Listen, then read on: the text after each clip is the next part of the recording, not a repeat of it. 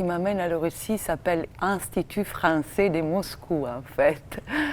C'était très bien. Enfin, il n'y a rien qui tombe par hasard dans la vie. C'était vraiment très bien. J'étais venue la première fois à Moscou et à Voronezh. La première fois je fais partie de l'équipe de Philippe Gentil. J'étais venue avec eux la première fois. On était invités au Tchekot Festival, il y a 9 ans, je crois, avec un spectacle Voyageurs immobiles. Et donc, c'est là que j'ai eu les premiers contacts avec l'Institut français. Ce spectacle, c'est ma deuxième production en France. J'ai monté ma compagnie en France et tout ça. Et donc, j'avais envoyé un peu des dossiers pour voir. Et l'Institut français m'a répondu. Elle a organisé une très, très, très belle tournée pendant les printemps-été. C'était mi-mai jusqu'à mi-juin. Et donc, on a fait différentes villes. On a fait Voronezh, Novosibirsk, Krasnoyarsk. Et on est venu à Moscou pour donner 2 masterclass. Ensuite de ça, j'ai rencontré le chef metteur en scène, je crois qu'on dit comme ça, du théâtre Brazov. C'était une très beau rencontre. J'ai donné avec lui 2 masterclass. Et donc, il a souhaité inviter le spectacle dans le festival. Et voilà que l'Institut français, il a accompagné cette venue. Pour ceux qui aiment la marionnette, Obrazov, c'est quand même quelqu'un, on va dire, un tout petit peu connu.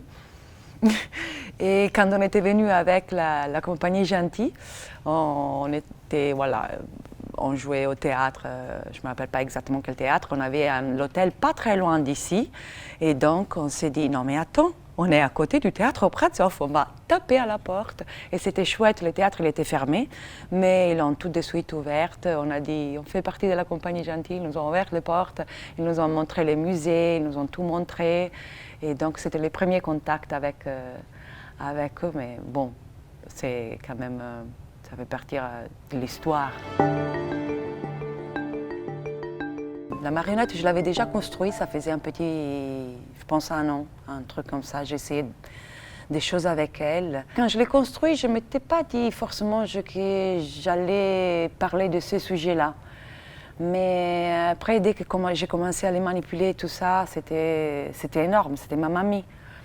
Et je pense qu'on est plusieurs maintenant dans le monde, je pense qu'on est très nombreux à avoir quelqu'un dans la famille qui est malade d'Alzheimer. Donc ça vient d'une histoire personnelle, bien sûr. Mais j'ai accompagné, je pense qu'on ne peut pas faire des spectacles qu'à partir d'histoires personnelles. C'est trop autoréférentiel. Et donc je me suis dit, c'est le sujet que j'ai envie de raconter, affronter, traverser. Je me suis dit, il faut quand même travailler dans un cadre. Donc j'ai travaillé plusieurs mois à Malakoff, à côté de Paris, dans une maison de retraite pour malades d'Alzheimer. Et c'était un projet, pour ça la France elle est magnifique. Il y a des projets, présence d'artistes dans des cadres particuliers. Ça peut être des maisons d'arrêt, des maisons de retraite, des hôpitaux et tout ça. Et ce ne sont pas des ateliers, c'est vraiment la présence d'un artiste. Ça c'était magnifique. Donc c'était épuisant, mais hyper nourrissant en même temps. Et c'est quelque chose qui m'a légitimée à mes yeux à parler de ce sujet, sans parler que d'une expérience personnelle. Je crois que les marionnettes ont une puissance énorme qu'on ne peut pas avoir nous, c'est un autre utile, dramaturgique, des travail, vraiment dramaturgique. La marionnette, elle peut raconter des choses que nous, on ne peut pas raconter. Elle se place dans une frontière entre vivant et pas vivant, animé, pas animé. Mais ça nous questionne. Qu'est-ce que ça veut dire être vivant? Qu'est-ce que ça veut dire ne pas être vivant? Nous aussi, on est dans cette frontière plusieurs fois dans notre vie. On se promène sur ces petits chemins et on peut basculer d'un côté et dans l'autre. Toute cette fragilité, toute cette complexité de l'être humain, je ne dis pas que la marionnette, elle peut le raconter, mais le rapport entre la marionnette et la marionnettiste, elle peut vraiment le raconter sans parole.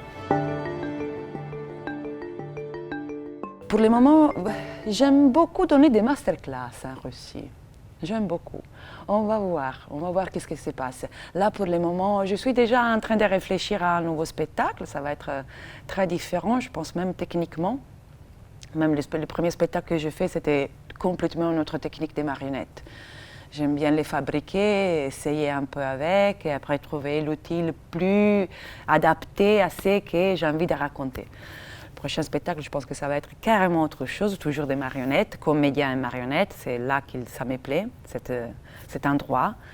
Et on va voir, mais pour le moment, je pense que la dame, même si là, elle est en train de dormir peut-être, mais je pense que la dame, elle a envie de tourner un peu. Je trouve que quand même c'est très différent, ça change de ville en ville, mais ça change aussi par rapport au spectacle. Enfin, et les cadres dans lesquels on est. Cet été, on a traversé 3 festivals de marionnettes et c'était différent. On a eu un super bon accueil. Dans 2 festivals, c'était 3 festivals, mais 2, il y avait des prix. Donc ce spectacle, il a gagné les prix comme meilleur spectacle du festival. Très différent, très différent, je trouve, à chaque fois. Ça dépend aussi de comment nous, on joue, la réaction du public, mais je trouve que c'est quand même très chaleureux. Sniobrajdinia. C'est ce que j'ai dit à la dame pendant le spectacle, mais je suis capable de dire plein de choses. Dobre utro, spasiba, dobre noci, pajasta, хорошо. Merci à vous.